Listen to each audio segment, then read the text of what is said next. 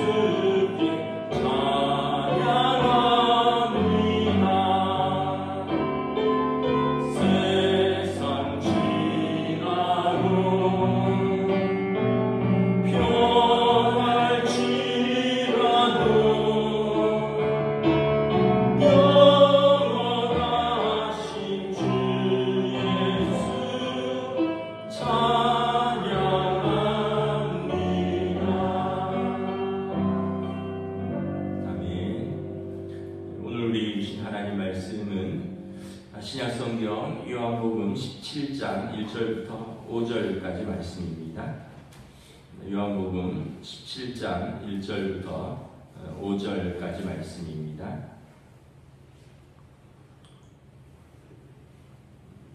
신약성경 174페이지, 6페이지입니다. 다 찾으신 줄 알고 저와 여러분들이 한 절씩 교도하도록 하겠습니다. 요한복음 17장 1절에서 5절입니다. 예수께서 이 말씀을 하시고 눈을 들어 하늘을 우러러 이르시되 아버지여 때가 이르렀사오니 아들을 영화롭게 하사 아들로 아버지를 영화롭게 하게 하옵소서. 아버지께서 아들을 주신 모든 사람들에게 영생을 주게 하시려고 만민을 다스리는 권세를 아들에게 주셨음이로다. 영생은 곧 유일하신 참 하나님과 그가 보내신 자 예수 그리스도를 아는 것이니이다. 아버지께서 내게 하라고 주신 이 일을 내게 이루어 아버지를 이 세상에서 영화롭게 하였사오니 함께 읽습니다. 아버지여 창세 전에 내가 아버지와 함께 가졌던 영화로서 지금도 아버지와 함께 나를 영화롭게 하옵소서. 아멘. 할렐루야. 토요 새벽 기도 나오신 성도들을 주님의 이름으로 환영하고 축복합니다. 우리 서로 한번 인사하겠습니다. 한 주간 평안하셨습니까? 네. 어느덧 3월을 이제 맞이했습니다. 3월 하나님께서 또 이 새봄에 또 우리들의 삶과 또 우리들의 삶의 전반에 또 이렇게 샘솟는 은혜를 더하여 주시기를 주님의 이름으로 축복합니다. 요한복음 말씀을 우리가 새벽마다 보고 있는데 요한복음 13장부터는 예수님의 마지막 이틀을 다루고 있습니다. 예수님께서 잡히시기 전날 밤 목요일 그리고 십자가를 지시는 금요일 요 이틀을 요한복음 13장부터 이렇게 다루고 있는데 그래서 13장에 보면 6월절 마지막 만찬을 제자들과 함께 하셔요. 그리고 14장부터 16장에 보면 제자들과 마지막 만찬을 마치시고 거기에서 마지막으로 제자들에게 말씀을 주십니다. 이걸 다락방 강화라고 합니다. 다락방에서 주신 말씀이기 때문에 그래서 특별히 예수님이 떠나시면 보혜사 성령님이 오시고 성령님이 오시면 어떤 분이신지 이런 것들을 약속하시는 거죠. 그리고 이제 요한복음 17장이 다락방 강화를 마치고 예수님께서 마지막으로 기도를 하십니다. 이 기도를 요한복음 17장을 예수님의 대제사장적 중보기도라고 합니다. 유대교 육신의 대제사장이 있는 것처럼 예수님께서 우리 모든 인류의 대제사장으로 오셔서 제자들과 우리 교회와 모든 믿는 자들을 위한 그 중보기도를 하는 내용입니다. 그리고 18장에 이 기도를 마치시고 이제 목요일 밤에 잡히시는 내용이죠. 요한복음 16장 33절 어제 말씀인데 이게 다락방 강화 예수님의 고별 설교의 결론입니다. 이것을 너희에게 이루는 것은 너희로 내 안에서 평안을 누리게 하려 함이라. 세상에서는 너희가 환난을 당하나 담대하라. 내가 세상을 이기었노라. 두려워하고 이제 하는 제자들에게 담대하라. 내가 세상을 이기었고 너희에게 평안을 주러 왔다. 환난이 있지만 담대하라 말씀을 하십니다. 그리고 17장 1절에 예수님께서 이 말씀을 하시고 눈을 들어 하늘을 우러러 이르시되 이제 기도하는 거죠. 그래서 이 기도를 주님의 기도라고 하는데 그 마태복음에 예수님께서 제자들에게 가르쳐 주신 주기도는 주의 기도랑 구별하기 위해서 이 기도를 이제 그 마태복음에 있는 주기도를 The Lord's Prayer라고 하고 이 17장의 기도를 The Lord's High Priest Prayer. 그래서 이 주님의 대제사장적 중보기도다 이렇게 말씀을 하는 것입니다. 요한복음 17장의 예수님의 중보기도는 세 파트로 나눌 수 있는데 1절부터 5절은 예수님 자신을 향한 기도고 6절부터 19절은 제자들을 위한 기도고요.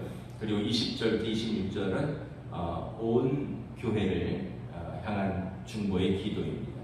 그래서 요한복음 17장은 예수님께서는 어떻게 기도하셨는가를 잘 읽어보시면 예수님께서 마지막 제자들을 향한 마음과 또 우리를 향하여 어떻게 기도하셨는가를 잘 알 수 있습니다. 오늘은 이 첫 번째 파트인 예수님 자신을 위한 간구인데 우리가 이제 예수님께서 어떻게 우리에게 기도의 모범을 보여주셨는지 우리가 기도할 때 되게 좀 어려워하고 힘들어하잖아요. 예수님의 기도를 보시면서 기도 이렇게 하는구나 이렇게 생각하시면 될 것 같습니다. 첫째는 이렇게 1절부터 5절에 보면 예수님과 하나님과의 관계는 아버지와 아들의 관계라는 것을 알 수 있습니다. 1절부터 5절 사이에 하나님을 아버지라고 4번 부르고 자신을 아들이라고 3번 칭합니다. 이 기도는 이렇게 어려운 게 아니라는 거예요. 자녀가 아버지께 나와서 간구하는 것입니다. 여러분 기도하실 때 혹시나 이제 대표 기도라든지 또는 어떤 순서에서 기도를 맡았거나 이럴 때 너무 그렇게 어렵고 이렇게 거창하게 안 하셔도 돼요. 예를 들어서 천지를 지으시고 지금도 세상 만물을 주관하시며 역사를 섭리하시는 거룩하신 아버지 하는 이것이 문제가 아니라 이렇게 거창하게 시작 안 해도 된다는 거예요. 여러분 우리가 아들이나 딸이 아버지한테 나와서 나를 낳으시고 사랑과 정성으로 지극히 양육하시며 오늘도 능력으로 나에게 모든 것을 지원해 주신 아버지께 제가 한 말씀 드리겠습니다. 이러나요? 그러지 않잖아요. 그냥 아빠, 아버지 이렇게 말씀하는 것처럼 예수님께서도 제자들에게 너희가 하나님을 아빠, 아버지라고 부를 수 있다라고 말씀하셨고 예수님께서도 하나님을 지금 아버지 이렇게 하시면서 나오는 거죠. 지금 예수님은 십자가를 앞두고 있습니다.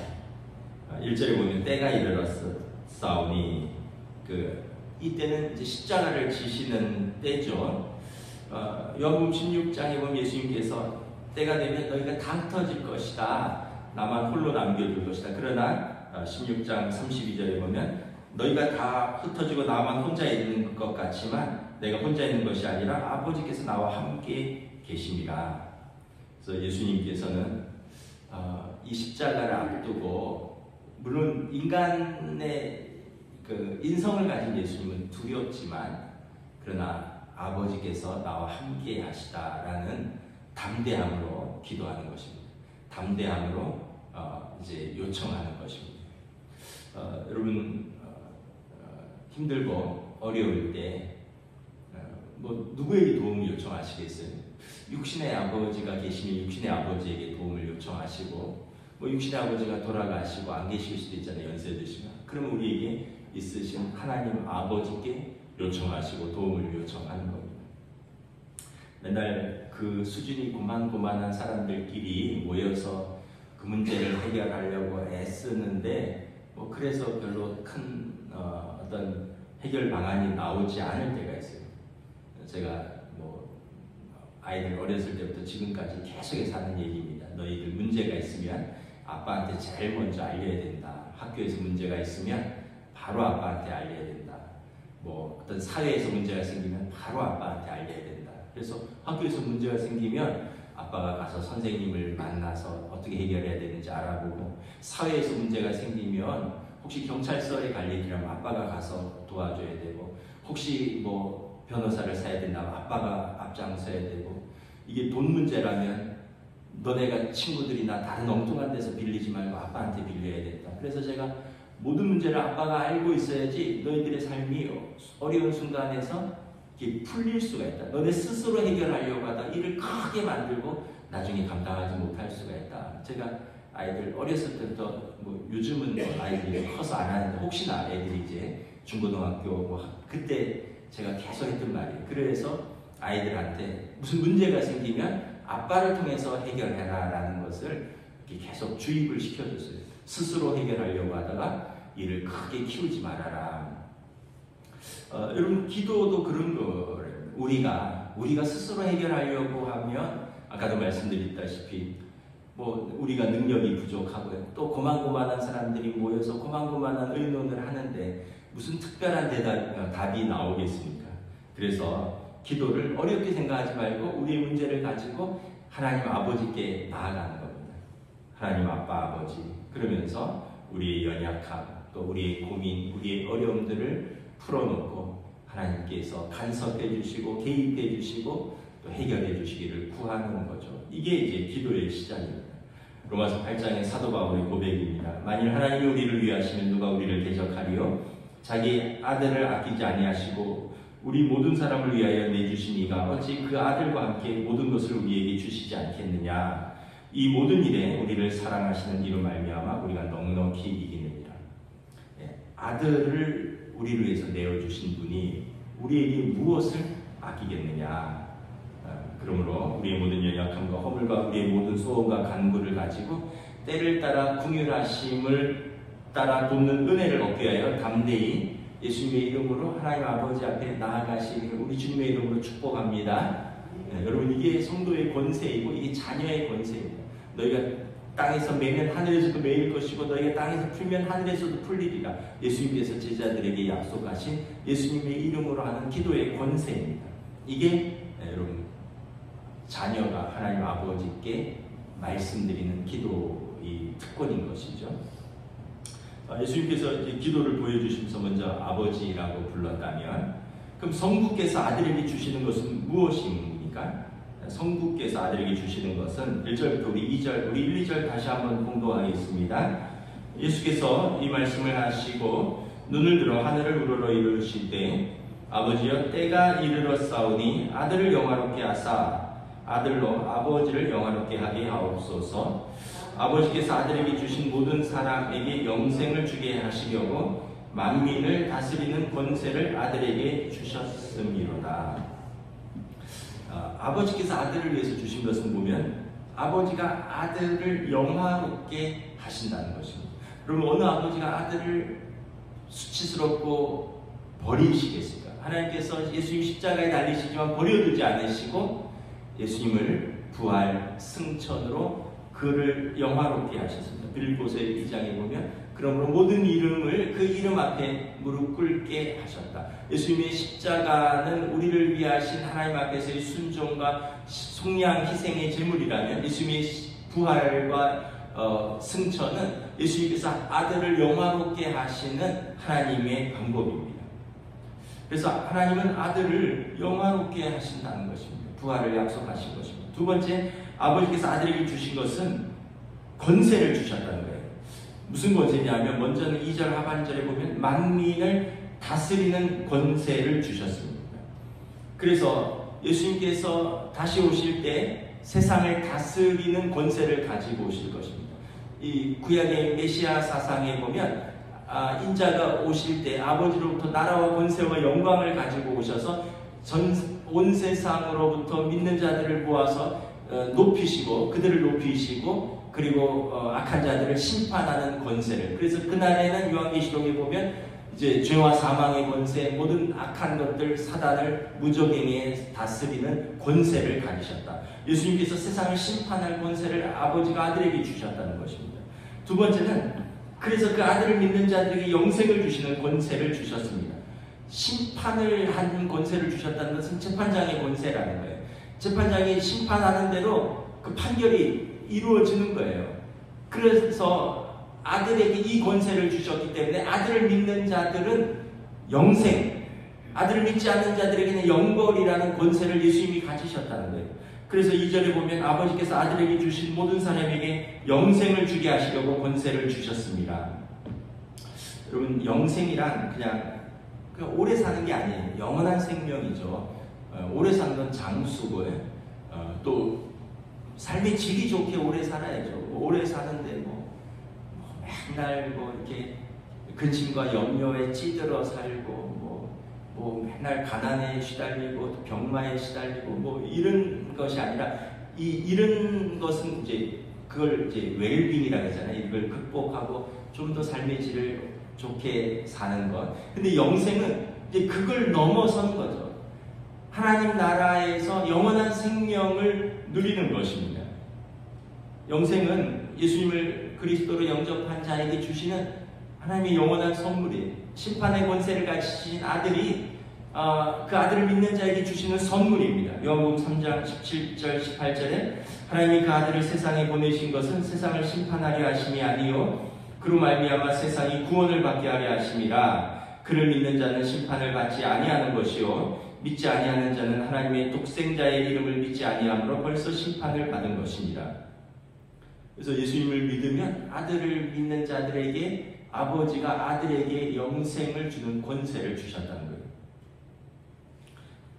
우리는 기도할 때 예수님께서 내게 무엇을 주셨는지 이렇게 깨닫게 됩니다. 기도하는 자만이 얻는 은혜가 있어요. 기도하면 성령께서 우리가 받은 것들을 은혜로 생각나게 하십니다. 근데 이제 기도하지 않으면 눈에 보이는 것들만 보이기 때문에 은혜는 작게 보이고 문제들이 커 보이고 안 주신 것만 생각날 때가 있어요. 뭐 부족의 심리, 뭐 풍요의 심리, 뭐 이런 내용들이잖아요. 부족의 심리는 없는 것만 묵상하면서 있는 거 부러워하는 사람이 부족의 심리고, 풍요의 심리는 내게 주신 것이 무엇인가를 보면서 감사하는 사람이 풍요의 심리잖아요. 영적으로도 부족의 심리를 가진 사람은 하나님이 내게 이거 안 주셨다, 하나님 이거 내게 안 주셨다, 하나님 내게 이 기도 안 들어주셨다, 안 들어주신 거와 안 주신 것만 묵상하면서 하나님 앞에 불평하고 또 마음이 불편한 거죠. 근데 이제 영적으로도 풍요로운 사람은 뭐냐면 하나님이 내게 주신 것이 무엇인가를 묵상하는 거예요. 은혜로 주신 것들을 묵상하고 감사하고 그리고 은혜로 사는 것이에요. 제가 요즘 어머니가 병원에 있어서 좀 병원을 좀 다니는데 어제도 다녀왔는데 거기 갔더니 연세 드신 분들도 있지만 제 나이 또래도 있더라고요. 어떤 제 나이 또래인데 항암 투병을 하는 것 같아요. 머리를 다 밀었고 휠체어에 아주 그냥 뼈만 남았어요. 그런데 저희 막내 같은 혜인이 같은 딸인가 봐요. 아빠 손을 붙들고 휠체어를 잡고 창가에 이렇게 앉아있는데 저도 뭐 어머니랑 이렇게 앉아있는데 이렇게 보니까 딸 같은 아가 손을 꼭 잡고 있더라고요. 두 사람이 아무 얘기도 안 하고 그냥 뭐 계속 같이 있으니까 뭐 할 얘기 다 나눈 것 같기도 하고, 그냥 딸이 아빠는 그냥 먼 산을 응시하고 있고 딸 같은데 딸이 아빠 옆에 앉아서 아빠 손을 뭐 붙들고 있고, 근데 말기암 환자예요. 그러니까 이게 보니까 제 나이 또래고 우리 딸 같은 거고. 그러니까 여러분 우리가 감사할 조건을 찾아보면 뭘 비교해서 감사하라는 게 아니라 여러분 이렇게 지금 이 시간에 예배당에 있을 수 있는 게 감사예요. 예배 드릴 수 있는 건 감사하고요. 우리가 예배 마치고 또 이렇게 어디 오늘 연휴니까 어디 혹시나 어디 가셔서 식사라도 한다거나 가족 모임이나 한다면 그것도 감사해요. 그거 못하는 사람들이 너무 많아요. 휴일인데도 가지 못하는 사람이 있고 또 누워 있어야 되는 사람이 있고 그렇게 또 먹지 못하는 사람들도 있고, 우리가 이렇게 풍요의 심리를 가지셔야 돼요. 기도하면 하나님께서 내게 주신 것들이 무엇인가를 묵상하게 돼요. 기도하지 않으면 뭘 안 주신 것 없는 것만 결핍만 자꾸 모여서 화딱지가 나거든요. 그래서 예수님께서 우리에게 주신 게 뭘까? 예수님은 이 지금 십자가 앞에서 아버지가 아들에게 주신 것을 묵상하는 거예요. 아버지가 아들에게 영광을 주셨습니다. 그리고 아버지가 아들에게 세상을 심판하는 권세를 주셨습니다. 그리고 아들을 믿는 자에게 영생을 주는 이 선물을 주는 권세를 주셨습니다. 그럼 신앙생활이 무엇입니까? 예수님 따라가는 거잖아요. 예수님의 제자로서 예수님 따라가고 예수님 닮아가요. 그래서 우리도 하나님 아버지께 기도하고 하나님께서 내게 주신 권세와 하나님께서 내게 주신 영광은 무엇인가 이렇게 묵상을 하면 훨씬 삶이 은혜가 되고 풍성해집니다. 이어서 예수님께서 당신의 사명을 고백을 하십니다. 예수님께서 주신 권세만 있는 것이 아니라 예수님께서 주신 사명이 있다는 거죠. 4절 한번 읽도록 하겠습니다. 시작. 아버지께서 내게 하라고 주신 일을 내가 이루어 아버지를 이 세상에서 영화롭게 하였사오니. 아버지께서 내게 하라고 주신 일을 내가 순종한다라는 거예요. 예수님께서 예수님께 하라고 주신 일은 모든 백성을 구원하는, 그래서 하나님께로 이끌고 나오는 이것이 예수님 아들의 사명입니다. 이것을 내가 순종한다라는 것입니다. 그래서 내가 이것을 순종하기 위해서 사실 십자가까지 지시는 것이거든요. 그래서 예수님의 사명은 예수님을 통하여 하나님의 지혜와 능력과 사랑이 선포되는 것이고, 예수님의 공생의 3년은 이러한 사명을 감당하는 기간입니다. 예수님은 이제 이 십자가를 앞두고 이제 기도하는 것을 통해서 자기를 믿는 자들을 구원하는, 그래서 하나님께서 내게 주신 사명을 내가 감당하기를 원합니다 라고 기도합니다. 빌립보서 2장에 그는 근본 하나님의 본체이시나 하나님과 동등됨을 취할 것으로 여기지 아니하시고 오히려 자기를 비워 종의 형체를 가지사 사람들과 같이 되셨고 사람의 모양으로 나타나사 자기를 낮추시고 죽기까지 복종하셨으니 곧 십자가에 죽으십니다. 예수님은 그 사명을 감당하기 위해서 하늘 보좌를 내려놓고 이 땅에 우리의 모습, 육신을 입으시고 종의 모습으로 오셔서 십자가에 죽기까지 순종하셨다라는 것입니다. 그래서 예수님은 4절에 마지막 순간까지도 하나님께서 내게 주신 일, 내가 이 사명을 감당하여 아버지께 영광을 돌릴 수 있기를 원합니다 라고 기도하는 것이죠.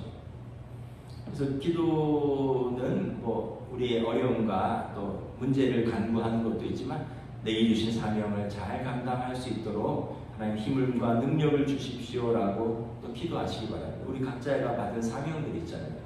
뭐 가정도 돌봐야 되고 또 하나님의 교회 직분도 감당해야 되고 또 뭐 사회적으로도 우리가 또 감당해야 될 일들이 있을 것이고 개인적으로도 감당해야 될 사명이 있을 것이고 그 일을 위해서 내가 이것을 감당하여 아버지께 영광을 돌릴 수 있도록 해달라고 기도하십시오. 사명에 대해서도 이렇게 두 부류의 사람이 있습니다. 그 아까 부족의 심리, 풍요의 심리처럼 이게 다 적용되는 것 같아요. 사명도 좀 쉽게 져버리는 사람이 있고 힘들지만 끝까지 붙들고 어떻게든지 감당하려고 애쓰는 사람이 있고 뭐 섭섭해서 못하겠다, 힘들어서 못하겠다, 열받아서 못하겠다, 자존심 상해서 못하겠다, 뭐 이런 대접 받으면서까지 해야 되나 이렇게 생각하면 사명을 감당하지 못할 100가지 이유를 찾을 수 있습니다. 근데 여러분 인생은 살아보시는 다들 뭐 아시겠지만 섭섭해도 힘들어도 열받아도 자존심 상해도 남들이 알아주지 못해도 살아야 되죠. 뭐 내가 감당해야 되는 삶이 있고 내가 감당해야 되는 사명이 있고 그런 것입니다.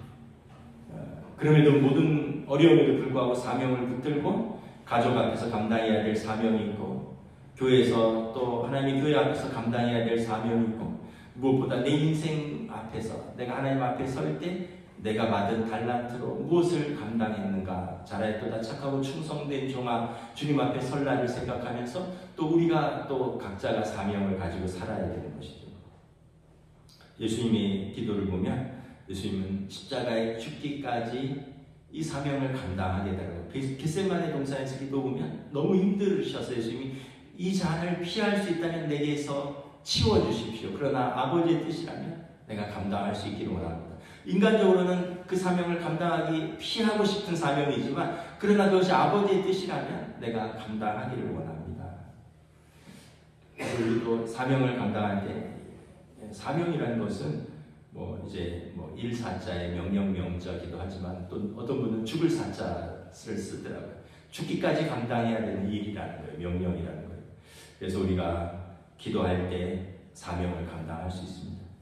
사람이나 환경이나 이런 것이 아니라 하나님 앞에 섰을 때 하나님께서 내게 하라고 주신 일들을 내가 감당하면서 하나님께 영광을 돌릴 수 있는 것입니다.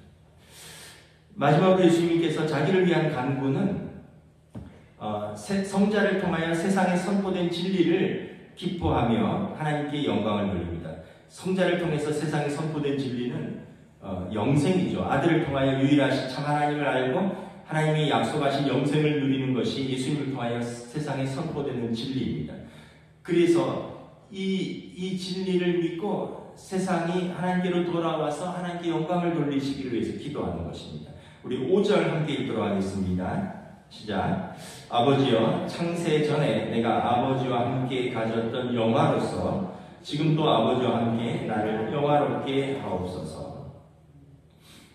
예수님이 이제 십자가에서 끝난 것이 아니라 이제 이것이 십자가에서 끝나면은 그건 형벌로 끝난 거고 죽음으로 끝난 거고 실패로 끝난 거고 세상의 권세로부터 끝나는 건데 예수님 하나님께서 아들을 부활과 이제 승천으로 이끄심으로 죄와 사망에 대한 승리를 선포하시고 사단의 권세에 대해서 아들의 승리를 선포하시는 것입니다. 그래서 빌립보서에 보면 이름으로 하나님이 그를 지극히 높여 모든 이름 위에 뛰어난 이름을 주사 하늘에 있는 자들과 땅에 있는 자들과 땅 아래에 있는 자들로 모든 무릎을 예수의 이름에 꿇게 하시고 모든 입으로 예수 그리스도를 주라시나여 하나님 아버지께 영광을 돌리게 하셨느니라.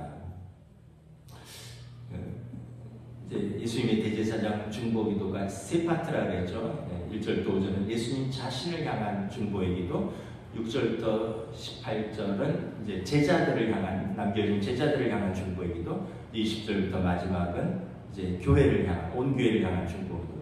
예수님의 중보의 기도는 첫째는 아버지와 아들의 관계에서 기도가 시작된다.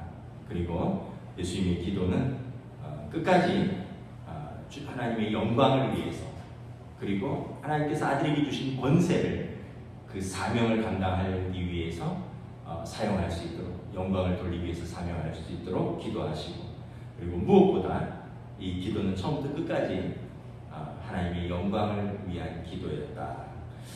우리도 예수님의 기도를 본받아서 우리의 기도에서도 또 이렇게 참고하시고, 기도도 기도가 어려우면 예수님이 하신 기도를 이렇게 따라 하시면 됩니다.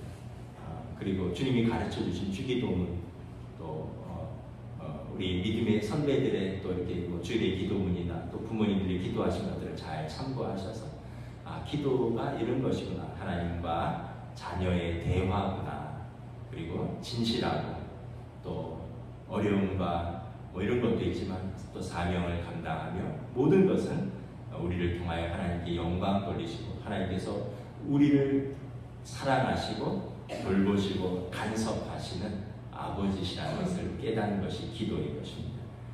저와 여러분들이 또 이러한 믿음의 기도로 하나님과 인생에 보면 인생에는 어려운 순간이 주기적으로 찾아옵니다.